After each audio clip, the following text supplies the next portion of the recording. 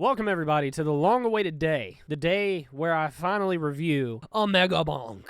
So, I'm a huge fan of roguelikes, or roguelike, whatever you want to call it. Everybody seems to have a different term for it. My obsession started with Dead Cells, funnily enough, and then spiraled into Hades 2, and games of that nature. Now, I was never really into Vampire Survivors or Risk of Rain, so when people came to me and everybody started bragging about how good Megabonk was, I was fairly skeptical because I wasn't a huge Vampire Survivors fan or Risk of Rain fan. That being put aside, I decided to try it anyways, because if this many people think the game is great, then it's probably worth me dipping my toes into the water and seeing what the hype is all about. So, that being said, Megabonk is awesome. So it's exactly what the package describes. It's a roguelike where you have to survive as long as possible. You have 2 stages, 2 levels technically.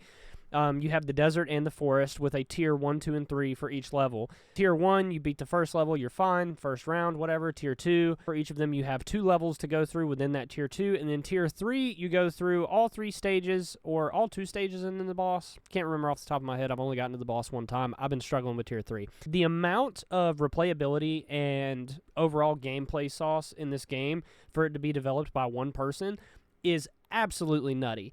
There's tons of variation, tons of characters to choose from, and it's just a wild ride every time you play. And no run is the same, thankfully. So there's plenty to do here, and there's plenty of shit for you to try in terms of builds and weapons and different approaches, and it's just an infinite powerhouse of fun.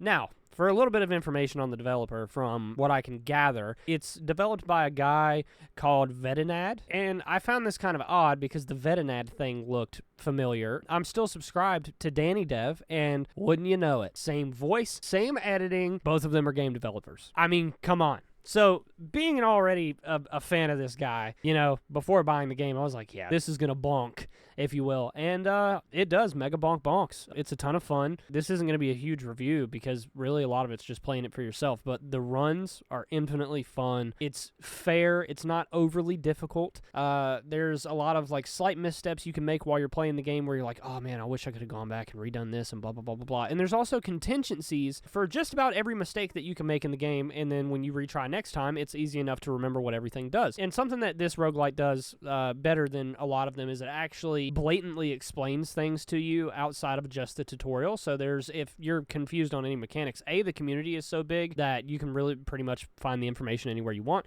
And B, Megabonk itself is just chock full of info for you to find.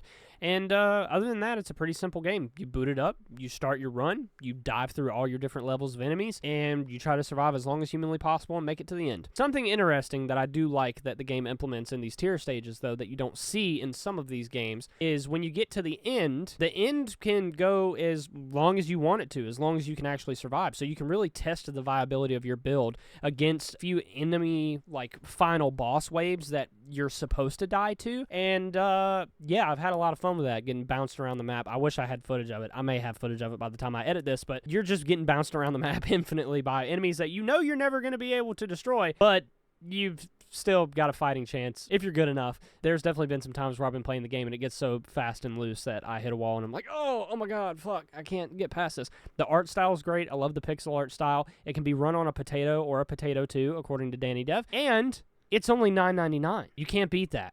For something that I've played in the 2 days that I've owned it for 18 hours, right? 2 8-hour days straight, and then a little bit when I got home from work yesterday. That's an amazing value, and it's made by an amazing developer. Danny Dev, or Vedinad, has been a pretty chill guy for a long time now, and somebody that can be trusted. So, yeah, go show him some love. Go show Megabonk some love. I recommend it. Definite 10 out of 10.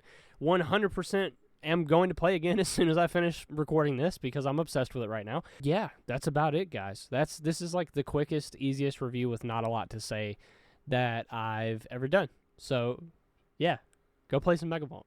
I love you. Bye.